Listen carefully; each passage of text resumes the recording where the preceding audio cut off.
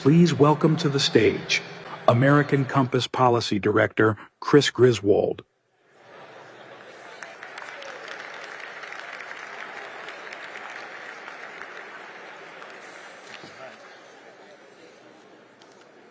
If you could take your seats, I've been told to settle the children down. Please sit. Ladies and gentlemen, American Compass is grateful and honored that we're joined tonight by the Archivist of the United States, Marco Rubio,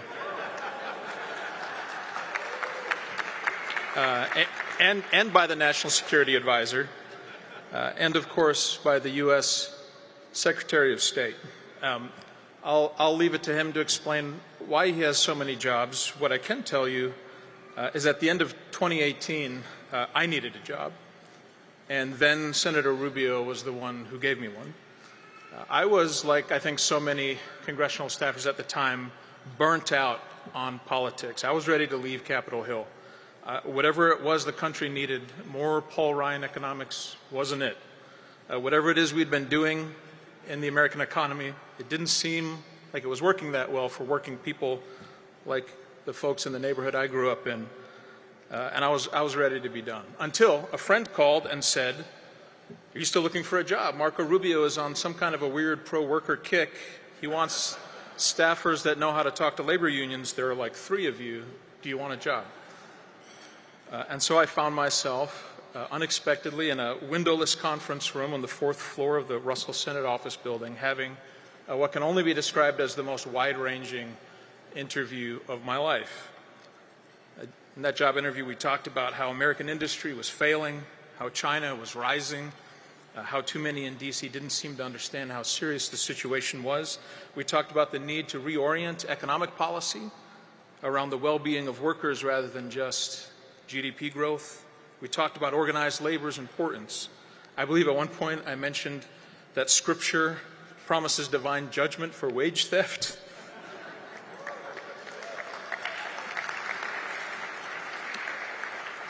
And I realized in the course of that conversation that there might actually be a place in Capitol Hill for someone like me. And I wasn't alone. Many such cases. A lot of people, as I said, were disillusioned with the failed economics of the last 40 years, and some of us, including some of the folks here tonight, spent the next few years in those windowless Senate office rooms helping Senator Rubio try something new. And he was aggressive about it, too. He said all the things that Republican members of Congress aren't supposed to say about economics. Maybe we do need an American industrial strategy. Maybe myopic focus on short-term shareholder primacy is a terrible way to run an economy. Maybe $1 trillion of stock buybacks every year isn't the optimal use of corporate profits. Maybe it does matter where we make critical goods and whether we can process critical minerals. Maybe the decline of organized labor isn't something we should celebrate. Maybe putting workers on corporate boards might do some good. Maybe pandemic relief should be conditioned on doing right by your employees. Maybe the multi-ethnic majority of working people all across geographic and demographic lines had been hurt by the deindustrialization of America, and maybe we should do something about it. And while Senator Rubio was exploring these ideas and getting lots of people very angry, American Compass was exploring the same ideas, also getting lots of people very angry, and very often doing it with Senator Rubio's help. When American Compass released a statement, as Abby mentioned earlier, that declared conservatives should give workers an organized seat at the table, Rubio was the only sitting elected official to sign it. When American Compass organized an inaugural lecture about political economy, Rubio was there to deliver it. When in due course, American Compass needed more staff, his office supplied it. American Compass is very grateful to Secretary Rubio for his leadership and for our partnership over the last several years in pursuit of a better economic consensus that cares more about whether families and communities and industry can thrive and less about simply getting out of the market's way. An economics that understands that people are not products, an economics premised on the dignity of the human person, and economics as if working people matter. That's why American Compass exists. That's what we do, and that's why we're all here tonight, because, as Secretary Rubio said in one particularly economically heretical speech in 2019, quoting Pope Leo XIII from 1891, "The labor of the working class, the exercise of their skill, and the employment of their strength in the workshops of trade is indispensable. Justice demands that they who contribute so largely to the community may themselves share in the benefits which they create." Please join me in welcoming the 72nd U.S. Secretary of State, the Honorable Marco Rubio.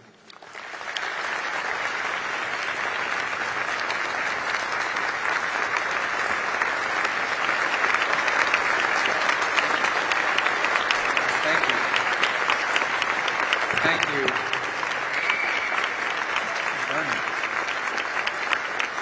Bernie Moreno, how's the Senate? Thank you guys for having me. It's an honor. I want to thank Chris for the introduction. Did you get my office? Yeah. He just said, the one I used to have, the one in Russell? Yeah. Did you find any cash or gold bars? No.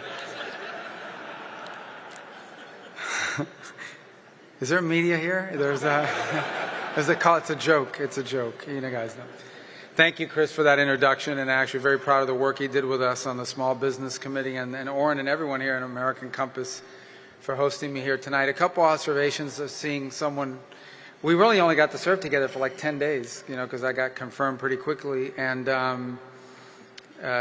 by the way, the president was I got 99 out of 100 votes because the vice president at the time had seated up and filled, and the president for some period of time expressed great concern about the fact that I had 99 votes in the Senate. He didn't know if that was a good thing or a bad thing. But I told him recently, "Sir, you don't have to worry about that anymore. I don't think I'd get 99 votes now." And anyways, but thank you for this chance to speak to you. And one more thing I want to tell you about. I spent now that I'm in an executive branch, we oftentimes have to deal with the fact that, we want to do something, and it's like, well, but there's a statute or there's a law on the books that limit our ability to do things by executive action. It requires us to go through certain steps. And so I increasingly find myself saying, who the hell wrote these laws?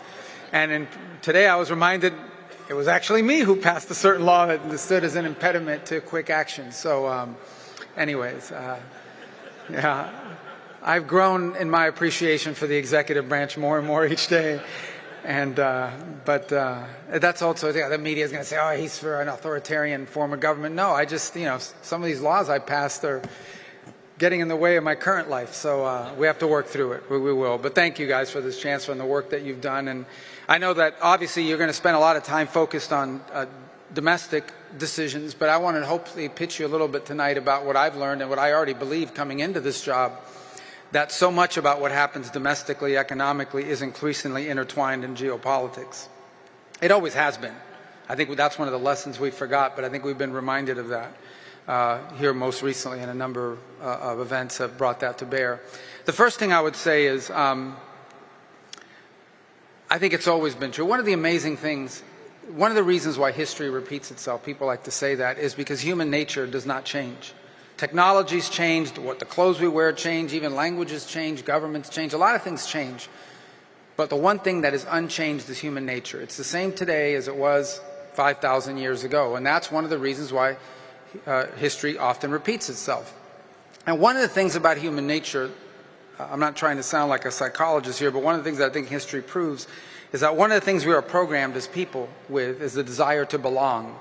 In fact, if you notice, if you put humans anywhere, a handful of people anywhere, one of the first things they start doing is trying to create things that they can join or be a part of.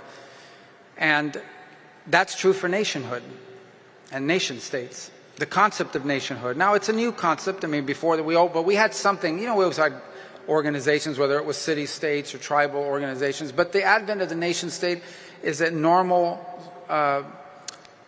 evolution of human behavior, because people think it's important to belong to something, and being part of a nation is important. And I think that's really true, obviously, increasingly in how geopolitical decisions are made. I think that's obvious and people understand that, but it's one of the things that we forgot. And we certainly forgot it at the end of the Cold War. If I can take you back to the end of the Cold War, and understand, for me, these are formative years, because I grew up in the 80s, probably the greatest decade ever, confirmed by the, yeah. You know why I know this? Because my kids, I have young, well, I say young, they're like 24, 22, 20, just turned 20, and one who's 17.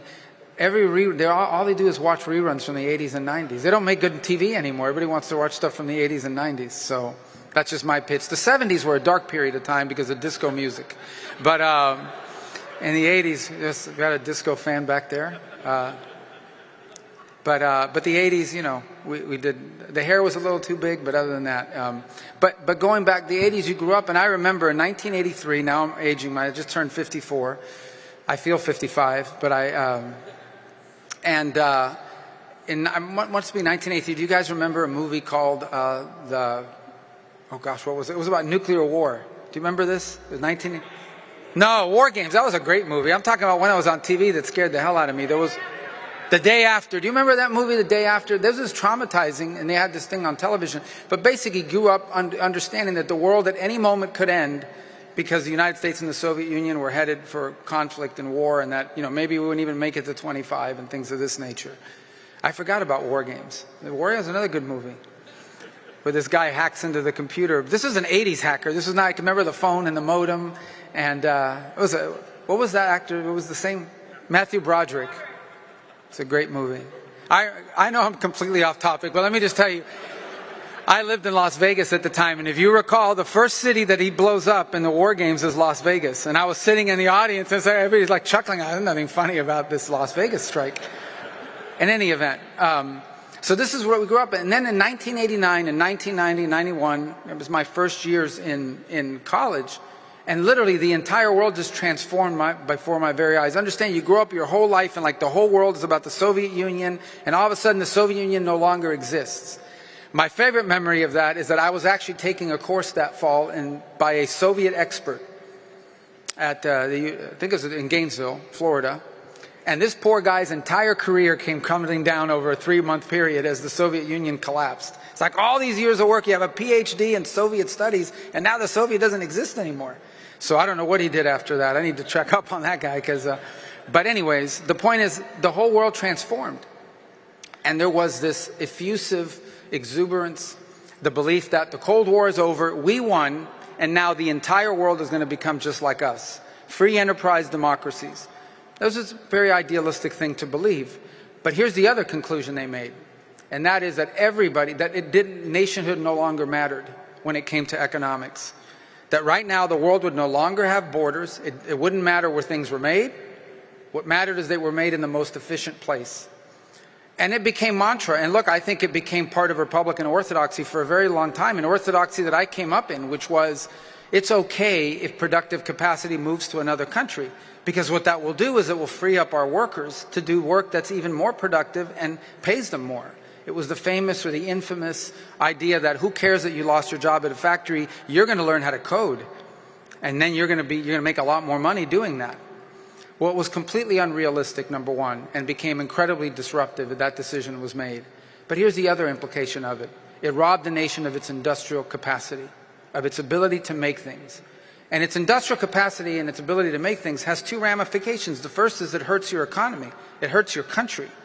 It robs people of jobs, and the transition is not nearly as easy, but it also ends up becoming corrosive and destructive to communities. And as a result, we had a Rust Belt. We had places that were gutted. And we had families that for generations had worked in a certain field or for a certain company, and all of a sudden that company or that field vanished because it moved somewhere else where it was cheaper to do, and those jobs were gone, and obviously became incredibly destructive, not just for the United States, by the way, but for many nations in the industrialized West. But the other thing it robbed us of is the ability to make things, which is a national security impairment, and a very significant one. If you go back to the World War II, the admiral who had been tasked with planning Pearl Harbor thought it was a really bad idea. He went through and obviously followed orders, but he thought it was a very bad idea because he had spent a substantial amount of time studying in the United States when he was younger. And his conclusion was that attacking the United States was a bad idea because even though at the time militarily we were behind the Japanese, certainly technologically and otherwise, we had factories. and we had access to raw material and resources. And he knew that over time, once those factories and those raw materials were put to the war machine, the Japanese would not be able to keep up. And you could very well argue that the end of World War II, that the victory in World War II, both in Europe and especially in Asia, was the result of America's industrial capacity. When the Japanese lost the plane, they lost the plane. When we lost the plane, and their planes were better than ours for a long time, when we lost the plane, we were able to produce hundreds to replace it. Industrial capacity mattered in terms of national security. And that's never changed. That's always been true. And so today, what you find is because of all of those years of neglect, because of the loss of industrial capacity, we didn't just undermine our society, we didn't just undermine our domestic economy, we've undermined our position in the world. And what you will find, and what we find even now, is that increasingly, on geopolitical issue after geopolitical issue, it is access to raw material and industrial capacity that is at the core both of the decisions that we're making and the areas that we're prioritizing. Now, the technologies are different, but nonetheless, that is what we're increasingly prioritizing. And that's become really apparent to me. I think it was even going into this job, but in the months that I've been there, on place after place, every country in the world is now pitching themselves as a source of rare earth minerals. Every country in the world, by the way, they're not that rare, so every country has access to it, but it's become a big, that alone is not enough, because you have to have access to rare earth minerals, but then you have to have the ability to process them, and you have to make them into usable material. And frankly, what the Chinese have done over the last 25 or 30 years is they've cornered the market. And this is one of the true challenges to sort of pure free enterprise view of these things. You cannot compete with a nation state who has decided they're not interested in making money. They're not interested in making money in this field. They are interested in the short term in dominating the market, being the sole source provider for the world of a certain product. Because once you establish industry dominance in any one of these fields, you can charge the world whatever you want. Now, one thing is if we said, well, this happened because they're just better than us. But that's not why it happened. It happened because we literally gave it away. Because we made the decision, we made the policy decision that it was okay. We were okay with 80-something% of the active ingredients in most of our generic pharmaceuticals coming from another country. We were okay with giving that away. We were okay with giving away all kinds of things like that. And now we are in a crunch. And I say we, I mean the rest of the world is in a crunch, because we have realized that our industrial capability is deeply dependent on a number of potential adversary nation states, including China, who can hold it over our head. And so in many ways, the nature of geopolitics is now adjusted to that and is adjusting to that. And it will be one of the great challenges of the new century, and one of the priorities of this administration under President Trump, is to reorient our domestic and the way we pursue geopolitics to take into account for the fact that you can never be secure as a nation unless you're able to feed your people and unless you're able to make the things that your economy needs in order to function and ultimately to defend yourself. There is virtually none of the leading edge industries of the 21st century in which don't have some level of vulnerability. And it's become one of the highest geopolitical priorities that we now face. Not simply access to raw material, but figuring out how can we have more industrial capacities in these critical fields, ideally domestically, but if not here, then diversify the global supply chain so that it cannot be used against us as a point of leverage at a time of potential conflict. In fact, unless we fix it, some of these conflicts will never happen, because we will never be able to enter. The amount of leverage they will have on us will begin to constrain our ability to make foreign policy. Unable to get into a tremendous amount of detail, let me just say that even as I speak to you now, there are a number of foreign policy issues in which we're having to balance what we would ideally want to do with what we may not be able to do in the short term until we fix these problems. This is a real challenge in American geopolitics, and it's one that's become a priority and goes right to the heart of the decisions that were made over the last 20 or 30 years that were a mistake and that we're now trying to correct. The other, which is more broad, but I think also ties to economic policy, is the following. Part of the decisions that were made were, in the end, if something is good for the global economy, that's really what matters. Ultimately, a lot of public policy decisions were made without the nation state in mind. Rather, the decision was, is this good for the global economy? Is this good for global economic growth? Is this good for prosperity in other places, even if it may not be in our interest? And we made those decisions even during the Cold War to some extent. I mean, we allowed nations to treat us unfairly in trade, but we allowed them to do it because we didn't want those countries to become victim to a communist revolution that would overthrow them. But then we kept it going. And so today there are multiple countries around the world that are fully developed economies, but whom we have enormous trade imbalances because they want to continue that system moving along, and that has to be corrected. But here's the final point, and here's why this is also critical, because not only did we take out nation-state interest and the national interest out of our economic policies, we also took it out of the way we made foreign policy decisions. The idea that our foreign policy, depending on the place and on the issue, should be centered and focused primarily on what is good for the United States was completely lost. Time and again, we made decisions in foreign policy because of what was good for the international order or what was good for the world. And I'm not saying those things are irrelevant, but the number one priority of our foreign policy of the United States, the number one foreign policy priority of the United States needs to be the United States and what's in the best interest of the United States. That's not isolationism. That's common sense. On the contrary, in order to do that, we have to engage in the world. But we need to engage in the world in a way that prioritizes our national interest above all else. And the reason why we do that goes back to my point at the outset of this with human nature. And that is that that's what other countries do all the time. Virtually every single nation state we interact with prioritizes their national interest in their interactions with us. And we need to begin to do that again, and we're beginning to do that again, prioritizing the national interest of the United States above everything else in making these foreign policy decisions. And I'll close by saying that's where foreign policy works best. As I've said to multiple foreign leaders, including some with whom we haven't had engagements with for many years, I said the way foreign policy works best is when our national interests are aligned. When they're aligned, that's where we have incredible opportunity for partnership together. And when they're not aligned, that's where I expect them to pursue their national interests and us to pursue ours, and to do so peacefully if possible, and that's the work of diplomacy.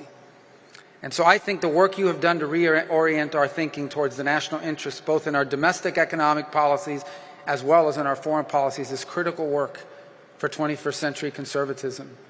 And I thank you for all the work you've provided. You've done great work. When no one else was talking about these things, when no one else was providing the material that allowed us to build public policy and challenge thinking, you were doing it. And I encourage you to continue to do it, because this is going to be the work of a generation. There's still much work to be done. We are in the midst of an important and long overdue realignment in our thinking in American politics. And it takes organizations like American Compass to drive the innovation and the thinking. And we appreciate everything you've done up to this point and encourage you to continue to do that. And one of the people who has really been a leader in this regard, someone who I actually got to know as part of this project and this thinking back when he was only a best-selling author and not even a political figure yet, is our current vice president, who is doing a phenomenal job, and someone who I've grown tremendous. My admiration for him has grown tremendously. I admired him before. I admired him in the Senate. I admire him a lot more now as vice president, because I think vice presidents are just more impressive than senators, Bernie. That's how.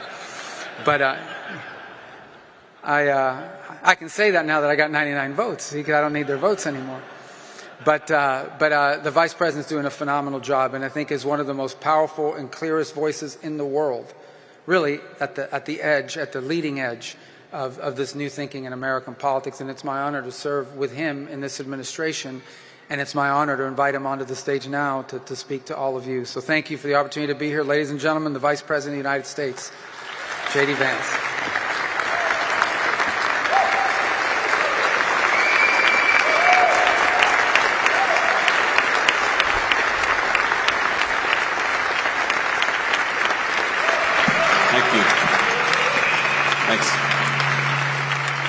Thank you, guys. Thank you.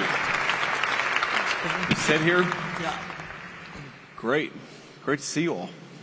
I think the last time I was in here was the night before the inauguration. We had a dinner in here, and it was so tightly packed that you like actually couldn't get up to go to the bathroom or get, like request an additional glass of water. That's how tightly packed we were in here. And you guys are doing pretty good, actually. Maybe not that tight, but, comfortable, but you're doing good. Tastefully packed. That's well, the happy medium. Before you say whatever introductory thing you were going to say, I'm sure Orrin has a spiel. Orrin always has a spiel, but I just want to say thanks to Secretary Rubio for the very kind words of introduction. So, Marco, I was very fond of him as a Senate colleague, but you learn a lot about somebody when you see them actually operate behind the scenes. And Marco is, if anything, more impressive privately than he is publicly, which is very hard to do. But he's very thoughtful. He actually listens, which is a rare skill in politics. We're very good at talking. Us politicians, we're not so good often at listening. He's just a very, very important part of what the president and I are trying to do. And so thrilled to have him here. And as you know, I think one of the first times I ever met, maybe the first time I ever met Marco, was in a conference room in his Senate office with Mike Needham and Orrin Cass talking about some of the very things we're talking about here tonight and some of the very things that American Compass is focusing on. So it's kind of amazing to see it come full circle to where we are today. Well, that's a perfect segue into my spiel, so Great. Thank you. I had a few different spiels we could start with, but this is a good one. We are thrilled to have you here. I am thrilled to have this opportunity to talk with you, and so grateful that the work you're doing, and in a sense so in awe of it, because there are politicians out there who they've just been politicians, but you are someone who was an intellectual first. Some people don't like the word intellectual, but I mean it in the good sense of the term.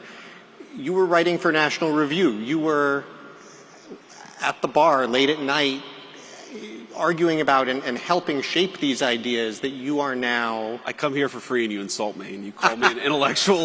Remind me that I wrote for National Review. What an asshole this guy is. That's fair. I will admit that I too wrote for National Review. But as I said in my introductory remarks earlier, I have no higher compliment than this guy likes to argue. So that is, it's a wonderful thing, and I think it really distinguishes you as someone who not just cares about and believes in these ideas, but has formed them. Sure. And so, I wanted to ask you a little bit about some of the substance of what's going on a few of these topics, but also ask a little bit about sort of how your thinking has gotten here and how being in the role you're in now affects that, and what people who are not in that role need to understand to do it well. And so let's start here on the substance, though, because obviously trade is in the news from time to time. Trade is, and I think you've articulated this well, trade is one element of what is a much broader project. Sure. About reshoring, reindustrialization. I want to ask you, how do you define that project? What is the broader goal that the trade agenda is part of, and where do you see it ultimately going if it's going to be successful? Yeah, so first of all, congrats. I see here on the screen, this is the 5-year anniversary of American Compass. You guys have accomplished a lot in 5 years, and I'm going to echo what Secretary Rubio said. Keep doing it, because it really has influenced my thinking. It's influenced the thinking of multiple people within the administration. And if I were to try to summarize the project, I think there are a few different things going on, but maybe one thing that really worries me is you have, I think, in many ways, stagnating living standards for normal Americans, for the median worker, for people who just want to start a family, work in a decent job, earn a living salary, and have dignified work. I think you've seen so many pieces of evidence of stagnation in the lives of the normal people that we serve, right? The people who actually go to work, who keep the country running. And there are different ways to sort of measure this, but I think my favorite way of measuring it actually is probably you see stagnating productivity in this country for about 50 years, okay? And I think there are a whole host of reasons why you see that. I think, number one, we've offshored a whole host of industries, and so you see less innovation in a lot of the critical manufacturing sectors that actually drive the American economy. I think part of it is we've really underinvested in technology, especially in the heavily regulated spaces. I think part of that is we've really harmed energy production in our own country. That's a critical part of, the heavily regulated space is actually doing well because the cost inputs of these industries are so heavily dependent on the price of energy. So there are all these different policy spins that I could put on it, but I just want normal people who work hard and play by the rules to have a good life. And I think that was very, very possible in the United States of America that I was growing up in, but you started to see some signs that it was fraying. And I think it got a lot worse over the course of the 90s and 2000s. And that has got to change. And I think that's fundamentally why Donald Trump is the president of the United States, is because he was the first mainstream American politician to come along and say, this isn't working. These trade deals are not working for the normal people who power our economy. Our policies have not been productive either in the economic, national security, or diplomatic space. So it's complicated. The answer to your question is complicated. Summarizing it is necessarily very hard. But I think the best way to summarize it is we just want normal people to have a good life. That seems reasonable. Thank you. There you have it, folks. I think that's obviously exactly right. I think it's remarkable that is or has been a heterodox view to some extent, that it's something that has had to be said. Especially after your book came out, as you had a chance to talk with a lot of folks in a lot of different contexts, then as you moved into running as a politician yourself, you had a chance to speak both with the normal people for whom this was not working, yeah, and for a lot of people who either thought it was working or didn't care. Sure. My own sense is there's actually more thought it was working than didn't care. That for most, they're not bad people so much as oblivious. But I'm curious what your experience has been engaging with those folks. But how would you describe, what did they look out at America and see, and what is helpful in communicating to them why this is a problem and why they need to care? Yeah, so let me give you kind of an elite answer to that question, and let me give you just a sort of normal political answer to the question. So the elite answer to the question, I remember, Warren, talking to you about starting American Compass 5 years ago. And I think one of the things that we talked about, I don't know if you remember this, but, what is the audience of donors, because these things cost money, funding fellowships and smart people to write papers and think about this stuff, that costs resources. What is the universe of donors who would actually support something like this? And I think my takeaway of the last 5 years is actually quite a bit. And I think there's an assumption among, whether you call it populists or whether you call it, sort of trade hawks or whatever label you want to put on it, there's this assumption that donors are fundamentally misaligned. And I actually think donors are much more pragmatic, and they see this stuff not necessarily because, they're reading a paper that Bob Lighthizer published 15 or 20 years ago. And I know Bob's in the audience and I love Bob. But because they do business in China, and they know how hard it is to actually get a fair deal for their companies, or, they've seen some of the ways in which, I met with an industry leader today who was talking about all of the ways in which transshipping through non-Chinese Asian economies is destroying his very successful manufacturing business. And he's not worried about it for himself because his business is so successful, but he's worried about it for his industry writ large because some of his competitors are going to have their businesses destroyed. He doesn't want that. So there's a bit there. I think one thing to take away is that people are much less ideological and much more pragmatic than I think that a lot of intellectuals give them credit for. So that's one thing I take away. I think the other thing that I take away from it is the American people are much more aligned with our way of thinking about things than people realize. And I think the misalignment between the normal American and the talking heads in Washington is still so profound. And I'll give you an example of this. One of the very first truly political speeches I gave when I was thinking about running for Senate in Ohio back in 2021, I spoke to this group in Butler County, Ohio. It's actually the county that I was born and raised in southwestern Ohio. And I was talking about how, big tech was a major problem. Censorship of viewpoints was a major problem, and we needed to get serious about antitrust, and we need to get serious about actually treating these companies as the monopolists that they were. And a person came up to me afterwards and they said, oh, I really liked what you said, but I didn't agree with what you said on big tech. And I sort of assumed that I was about to, sort of hear a kind of libertarian argument from the pages of the National Review. And what the guy said is, I don't think that we should break these companies up. I think we should throw all of their executives in prison. And I was like, oh. And it sort of dawned on me, the American people, like, they see these problems. They're not hyper ideological.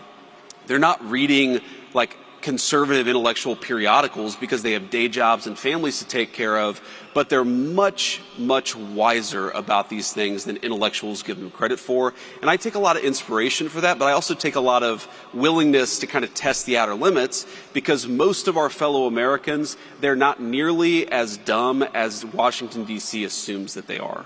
They're actually very smart and they're very wise. Yeah. It's funny. I was speaking to the American Iron and Steel Institute this morning about the idea that making things matters.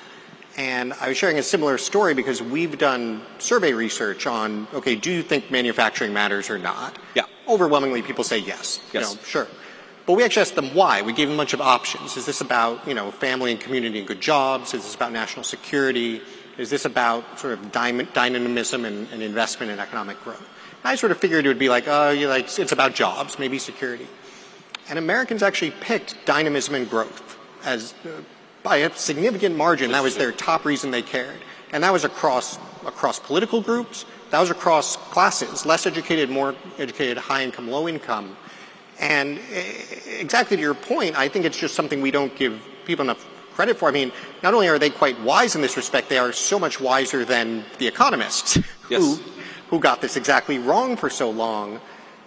I was struck by the speech that you gave at the American Dynamism Conference, which I think touched on a lot of this, because you focused on what is on one hand a real challenge in the new conservative coalition, where on one hand you have the working class, you have labor, on the other hand you have technologists, folks who are very focused on innovation. And I think you made what is such a critical point, which is that these are not necessarily in conflict. Ultimately, success is defined by the extent to which we synthesize these things. Yes. I think conceptually, in my mind, that's absolutely right. In practice, that can still be hard. I think there are a lot of places where you still see these collisions. Where do you see the biggest opportunity to actually bring these folks together, to actually build on that idea and show that, no, in fact, you do have the same interests. There is a real opportunity to move forward here? Well, I think that so it's interesting you mentioned the American Dynamism speech, because I do think that's actually where the synthesis is, right? That if you believe in growth and you believe that, to have any opportunity to make people's lives better, you actually need sustained GDP growth, then you actually need to have the kind of industries that can support broad-based technological innovation. And so I think that really is the combination. Like, why do I care so much about manufacturing? And why do I care so much about the kind of educational institutions we have to support those industries? It's because, yes, I care about workers and I care about their wages, but I do very much care about innovation, and I don't think you can have one without the other, right? So the classic way of talking about this is to say, well, if you open up an iPhone and you look at the box, it will say designed in Cupertino, California, right? And of course the implication is that it's manufactured in Shenzhen. In reality, it's not necessarily even designed in Cupertino, California anymore. It's increasingly designed in the place that's manufacturing it. This idea that we can separate the making of things from the innovating of things is, I think, totally farcical. You see this in pharmaceuticals in particular, where I think the countries that are really good at manufacturing pharmaceuticals, especially like the next-gen biologics and large molecule pharmaceuticals, those guys are increasingly really, really good at innovating in pharmaceuticals too.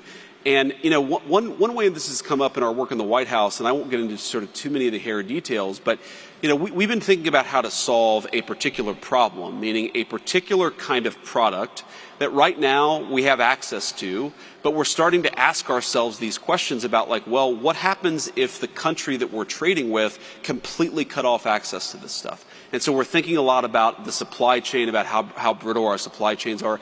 And by the way, one thing that is shocking about the prior government, about the government we inherited the White House from, is if I, on January the 21st, in fact, I did ask this question, where are the biggest deficiencies in our supply chains? What are the 100 products that we're completely reliant on some other entity to make for us? Where are they made, and how hard would it be to onshore that manufacturing? I asked that explicit question, and the answer was, we don't know. Nobody in the prior government had actually asked these very fundamental questions. And so what is so crazy about the hyper-globalized era is that you had these basic questions about the brittleness of our supply chains that were completely uninvestigated by the very people who supported globalizing those supply chains. We were actually governed by complete morons, and we didn't even realize it until the Trump administration started to get underneath the hood of our government. But to take it back to sort of the point that I was trying to make. Okay, if you want to onshore this one piece of the supply chain, what kind of talent would you need in the labor force to make that possible? And I started talking to, venture capitalists and technologists and people who run sort of industries in this space. And what kept on coming back is, okay, yes, there's a tariff question, there's a revenue guarantee question, there's a capital question. How do you actually form the capital? How do you get the capital goods necessary to make the stuff that you're going to have to make? But the thing that everybody kept on coming back to is we don't even have the people who are skilled in this particular trade anymore because we've so offshored it. And, you realize your point about trade policy, all of this stuff is connected, but when you atrophy critical skills in the economy, it's not easy just to flip that switch back on. And I think that was the way in which the advocates of globalization were the most wrong, is they allowed the best skilled trades workforce in the history of the world to become a little bit atrophied. And I think we're still very good. Like, we actually have a pretty strong foundation from which to build, but we're actually not as good as we were 30 years ago. And the basic question of skilled craftsmen who are able to do a whole host of different things very rapidly. That's one of the things that we have to fix in order for us to accomplish the things that we need to accomplish. The president's very focused on that, but it drives home, how much of a national emergency we're in, that we've lost critical skills, and we weren't even aware that we had lost those skills until a few months ago. Yeah. And of course, the part that drives me nuts about it is the same people who said it does not matter where things get made. Yes. It does not matter if all this goes overseas. Now it's overseas, you say, like, well, why can't we bring it back? And they say, oh, well, because we lost all the expertise. The expertise is super important. And yeah. You want to, right. Somewhere you wonder, like, do they even, like, are they trying to lose? It's rough. I think it's very hard for them to realize that the sum of their work, and a lot of these people are good people, a lot of them are well-intentioned, it's very hard, and I saw this in the United States Senate, to look back on a 30, 40, or 50-year career and say, the very thing that I tried to do, I accomplished the opposite, right? It takes a special person to be able to actually change and pivot and accept new information. And unfortunately, we just don't have a lot of those people in the leadership class of the country. The way in which this is most absurd is the people who are most pro-globalization, the people who are most indifferent to whether a given part of the supply chain existed here or China or Russia or somewhere else, those are very often the same people who want us to fight wars all over the world with munitions that are increasingly made by the very people that we offshored our supply chains to.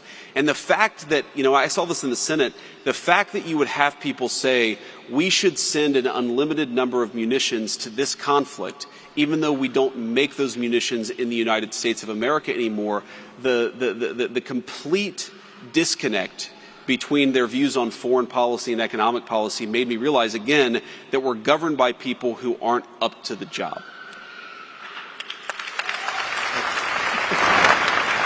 Until 4 months ago, when the American people actually gave the country a government it deserved, and obviously we're very early days, but I think that we've done more in 4 months to solve these problems. But this is not a 5, a 10, this is a 20-year project to actually get America back to common sense economic policy.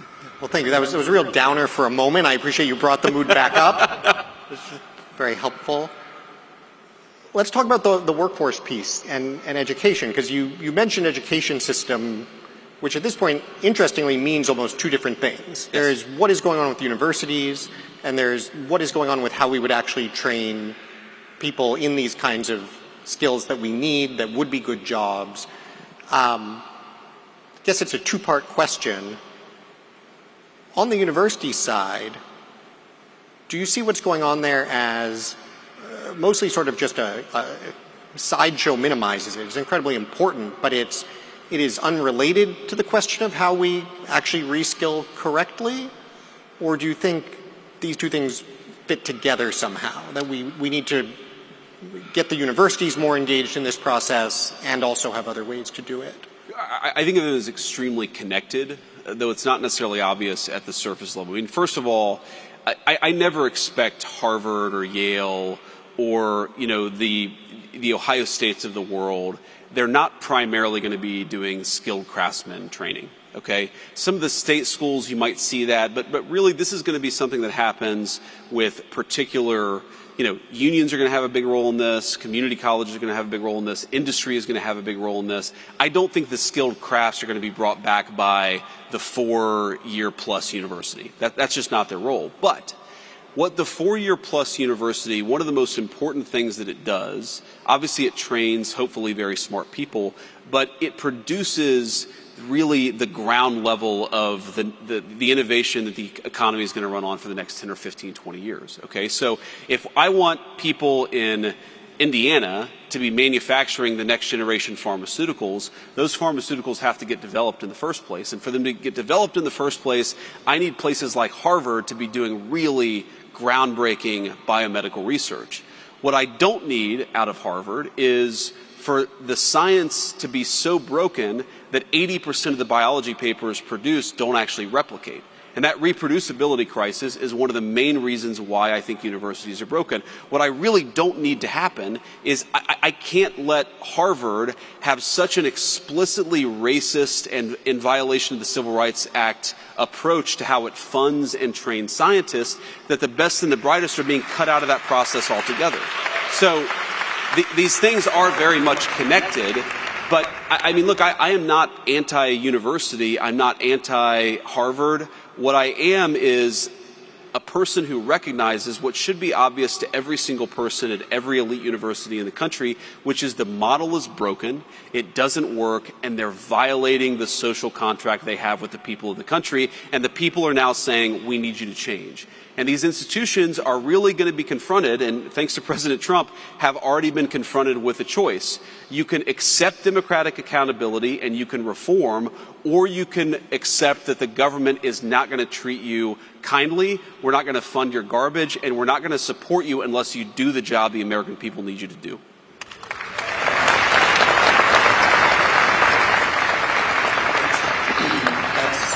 That is very well said.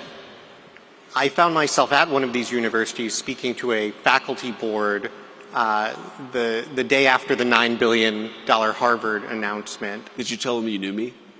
It may have come up. It may have come up. I'm surprised you survived. The thing about the faculty board in Ivy League universities, it's not the most imposing environment in many respects. They're not known for their toughness. No, that is true. I'll let you stand on that particular point, but this actually happened to me a few times. I in fact also was scheduled to go to Canada 2 days after you made the Canada announcement. I may need to run my travel plans by some more folks. But it was fascinating to have this exact discussion and essentially to try to make the point, nobody wants you to fail, but you are in a sense a quasi-public institution. You are relying on enormous both explicit and implicit public subsidy and participation in this contract that you have been violating wholesale for a generation.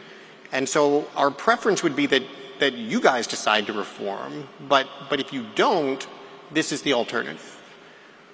What do you think, what does reform look like? You described some of the things that, are particularly problems. I guess to some extent the reform is just stop doing that. But what do you aspire to for our higher education system? I'd say a few things. I mean, one, most obviously, is why don't you just follow the civil rights laws of the country? Like, that's a very easy thing to do, and that nearly every elite university in the country is explicitly not doing. Okay, so that's one thing that they might consider doing. I think the second thing is they've got to be willing, and I have a friend of mine who's a geneticist, very bright, very bright young scientist. We have got to have a scientific community that is more open to unacceptable inquiry and that actually encourages bright young minds to go wherever the truth leads them. And I think that's where the universities have become almost quasi-theocratic or quasi-totalitarian societies. I mean, the way that I think about this is, I don't know what the voting, the voting in the 2024 election of Harvard University's faculty was. Okay, my guess is that at least 90% and probably 95% of them voted for Kamala Harris, right? Very brilliant Kamala Harris, of course. But, if you ask yourself a foreign election, a foreign country's election, and you say 80% of the people voted for one candidate, you would say, oh, that's kind of weird, right? That's like not a super healthy democracy. If you said, 95% of people voted for one party's candidate, you would say that's North Korea. Right, that's totalitarian. That is impossible in a true place of free exchange for that to happen. And so I think the ideological diversity of these universities has to get much better. And I think that if that got better, if you actually had a place where people were open to debating these things and weren't terrified they were going to lose their job for saying something that was a little bit outside the Overton window, then I think the science would get better, the reproducibility would get better, the quality of the institution would be so much better. And that's what I want, because we need high-quality universities. Right now the problem is we don't have them. Absolutely. I think we have time for one more question. Great. This is usually an awful cliched question, but in this case it's extremely relevant. As I think you know, one of American Compass's key activities, we have what we call our membership group. It's now more than 250 young policy professionals. Dozens of them are in the administration. They're senior staff on Capitol Hill. They're in think tanks. They are why I am so optimistic about the future and Sure. what I think is most important about our organization. And so it is not at all a cliche to ask, what is the advice you would give to younger people, admittedly not that much younger, who are deeply engaged in bringing about this kind of change? What do you need? What should they be doing more of? What are the things that maybe no one's doing because it's just not as much fun, but it's incredibly important? What are the things that never occurred to you needed to be done until you got to where you are now that you would like to assign to them all before you leave? So I've reached this stage of my career, I guess, where I'm now the old guy. You are the old guy. To offer advice to all of you. Again, you started out by calling me an intellectual, and your final question is effectively, hey, old man, give advice to all of these young people here. But let me say a couple of things. So first of all, I think that you guys should go forth with a lot of confidence, because the conversations that are happening in this room and amongst all of you are far more interesting and far more influential in the policy conversation than almost anything else that's happening in Washington, D.C. There was a time in my life when I was incredibly, I didn't like to talk about trade policy because I didn't have a PhD in economics. Well, it turns out that a lot of the people who had PhDs in economics were flagrantly wrong, and they were given... Would you like to be the chief economist at American Compass? I already have a job, man. We can do an honorary one. It turns out the title... Ask Marco Rubio. He's got like 5 jobs. Maybe he'll take on a 6th. But I think that there is still, among especially well-educated D.C. conservative types, there is still this sort of apprehensiveness about, well, I don't have this credential, so should I not opine on this topic? And I think that in reality, you've got to realize that the people who grant these credentials have been gatekeepers, and their ideas and their entire work in Washington has served to make the people that they should be serving poorer and less happy, has reduced their life expectancy, and has made the national security of the country weaker. Ignore those people. They don't matter, and you have to beat them and not worry so much about what they think. That's one piece of advice. I mean, this is to me the fundamental thing about our country. Right? There's so much good in it. There's so much brilliance in it. We still have the best science and technology in the world. There's so much that I'm optimistic about. The thing that really worries the hell out of me is that you have people in Washington who have been calling the shots for 40 years, and the life expectancy of their country has dropped.